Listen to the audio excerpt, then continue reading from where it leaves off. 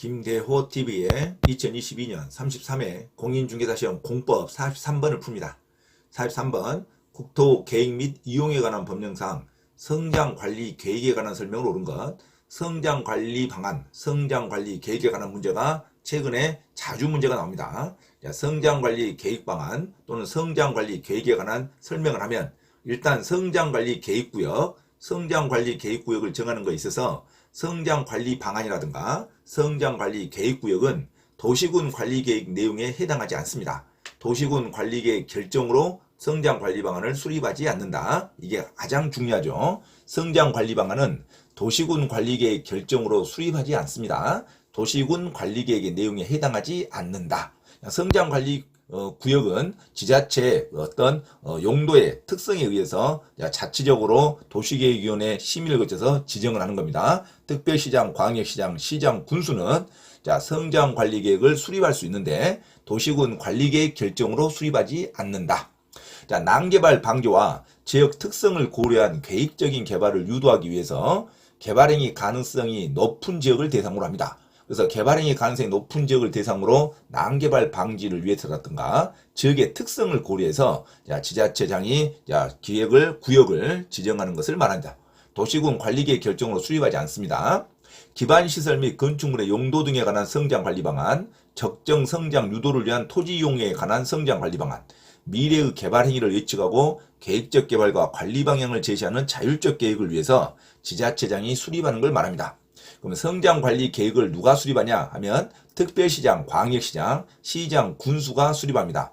국토부 장관이나 도지사가 관여하지 않습니다. 국토부 장관, 도지사, 대도시시장이 관여하지 않고 특별시장, 광역시장, 그리고 지방에는 시장, 군수가 수립을 합니다. 성장관리구역을 지정할 때는 다음의 사항을 포함해서 성장관리계획을 반드시 수립해야 됩니다. 성장관리계획을 수립할 때는 도로, 공원 등 기반시설의 배치와 규모에 관한 사항과 건축물의 용도 제한, 건축물의 건폐율, 용적률 이거 완화시켜야겠죠. 그리고 건축물의 배치, 형태, 색채, 높이, 환경관리계획, 경관계획 이런 것은 반드시 성장관리계획에 수립돼야 됩니다. 가장 중요한 기반시설의 배치와 규모, 그 다음에 건폐율의 용적률, 건폐율과 용적률, 그리고 용도 제한 이런 것 내용, 그 다음에 배치, 건축물의 배치, 건축물의 형태, 건축물의 색채나 높이, 환경관리계획, 경관계획은 반드시 성장관리계획의 내용에 들어가야 한다.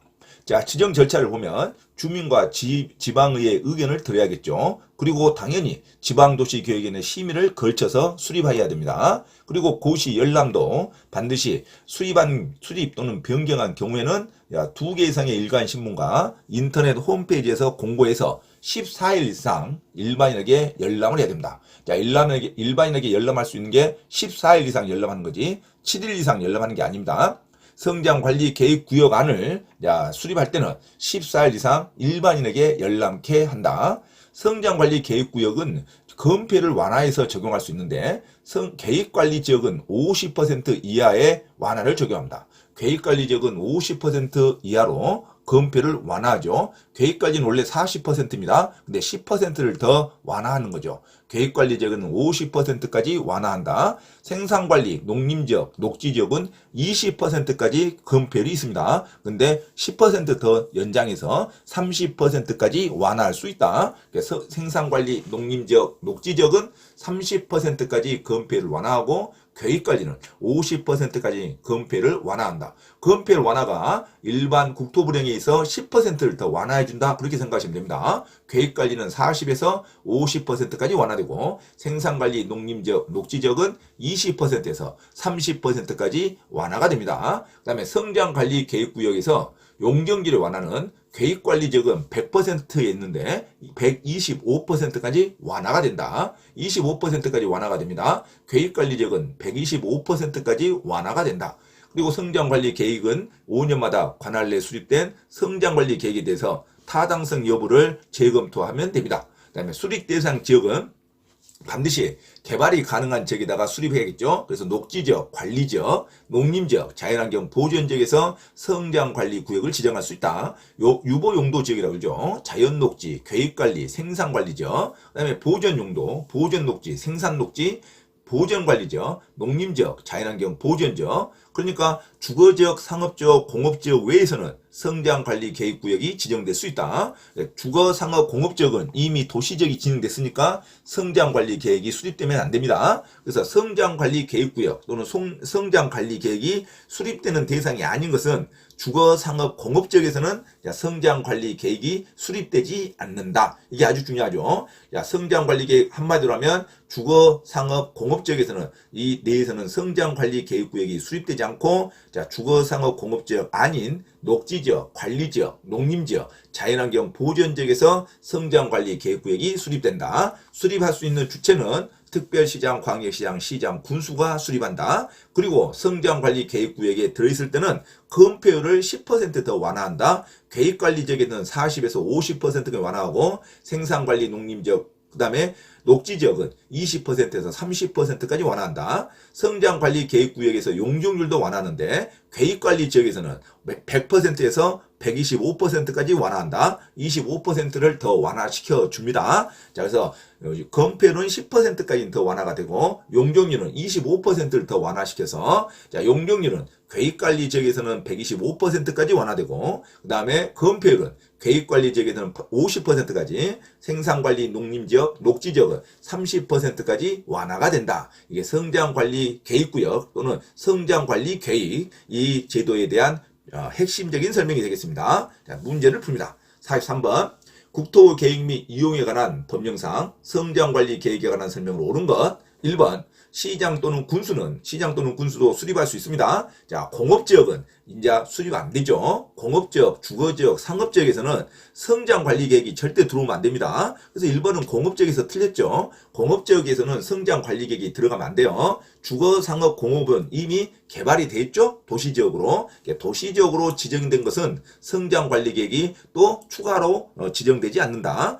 공업지역이 틀렸죠. 자, 공업지역이 아니어야 되죠. 자, 공업지역 중 향후 시가가 예상되는 지역의 전부 또는 일부에 대하여 성장관리계획구역을 지정할 수 있다. 공업지역 또는 주거지역, 상업지역에서는 성장관리계획구역이 지정될 수 없습니다. 자, 1번은 틀렸고 2번 성장관리계획구역 내 생산녹지지역 지정될 수 있죠. 자, 생산녹지지역은 원래 20%가 건폐율인데 자, 그런데 10%가 더 완화돼서 성장관리계획을 하면 생산녹지지역은 원래 20%였는데 10%가 더 완화돼서 30% 이하의 범위에서 성장관리계획으로 정하는 바에 따라 건폐율을 완화하여 적용할 수 있다. 이게 정답이죠. 그래서 10%를 더 추가로 완화시켜 줍니다. 생산녹지지역은 원래 20%까지인데 10%가 더 완화돼서 30% 이하의 범위에서 성장관리계획으로 정하는 바에 따라 건폐율을 완화하여 적용할 수 있다. 2번이 정답입니다. 3번 성장관리계획구역 내 보전관리지역에서는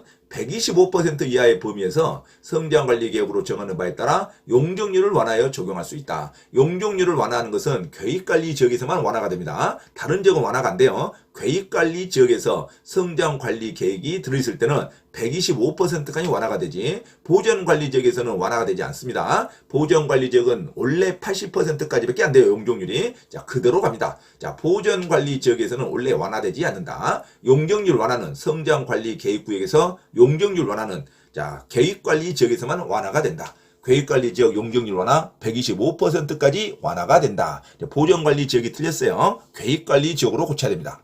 자, 4번 시장 또는 군수는 성장관리계획구역을 지정할 때는 도시군 관리계획의 결정을 해야 한다. 자, 성장관리계획구역, 성장관리 방안은 도시군 관리계획으로 결정하지 않는다 그랬어요. 도시군 관리계획으로 결정하지 않는다. 성장관리계획구역 지정할 때 도시군 관리계획 결정으로 지정하지 않습니다. 이것도 아주 중요하죠. 그래서 틀렸죠. 5번 시장 또는 군수는 성장관리계획구역을 지정하려면 성장관리계획구역안을 7일간 일반이 열람할 수도 해야 한다. 자, 성장관리계획구역안이 지정되면 자, 수립 변경 지정되면 14일 이상 일반인에게 열람토록 합니다. 7일이 아니라 14일 이상 열람키로 한다. 자, 14일로 고쳐야겠죠. 그래서 43번에 성장관리계획에 관한 설명이 옳은 것은 정답은 2번 성장관리계획구역 내 생산녹지지역, 농림지역, 그 다음에 생산관리지역, 이런 녹지지역, 농림지역, 관리지역에서는 자, 건폐율이 30%까지 완화가 됩니다. 생산관리, 농림지역, 녹지지역에서는 자, 20%에서 30%까지 건폐율이 완화하여 적용할 수 있다. 계획관리지역에서는 40에서 50%까지 완화가 됩니다. 그리고 용적률은 괴입관리 지역에서만 125%가 완화된다. 이게 가장 핵심적인 사항이죠. 성장 관리 계획에 관한 설명 옳은 거 2번으로 기억하시기 바랍니다. 생산 녹지 지역에서는 30% 이하까지 건폐율이 완화하여 적용될 수 있다. 정답은 2번으로 기억하시기 바랍니다. 참고로 김대호 TV에서 공지사항을 알려드립니다. 첫째, 공인중개사 시험 전과목 핵심 이론과 예상 적중 문제풀이를 수강하고자 하는 분은 개인 또는 그룹으로 특별 과외 신청을 할 수 있으며 공인중개사 고시학원에서의 특강 수업 신청도 가능하니 문의하시기 바랍니다. 둘째, 현재 용인시 수지구청역 인근 용인직업전문교육원에서 평일반인 화, 목요일, 주말반인 토, 일요일 수업을 국비 지원 강좌로 경매 실무 및 권리분석 강의와 강제집행법 실무 강의를 진행하고 있으니 수강하고자 하는 요일을 선택하여 많은 문의와 참여 바랍니다. 셋째, 공인중개사 시험 대비 전과목 핵심 이론 교재와 시험에 반드시 나오는 전과목 핵심 요약 강의 교재를 발간하였음을 알려드립니다. 공인중개사 자격 취득에 관심 있는 분은 전과목 핵심 요약 교재와 핵심 교재를 구입하면 반드시 시험에 합격할 수 있습니다.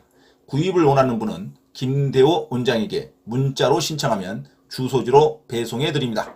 넷째, 강의를 무료로 수강하고자 하는 분은 서울 강서구 내발산동 발산초등학교 앞 소생교회에서 매주 2회 수업을 진행하니 일요일 11시 예배 시간에 참석하여 문의하시기 바랍니다. 이상 부동산 고시연구원 김대호 TV 김대호 원장입니다. 감사합니다.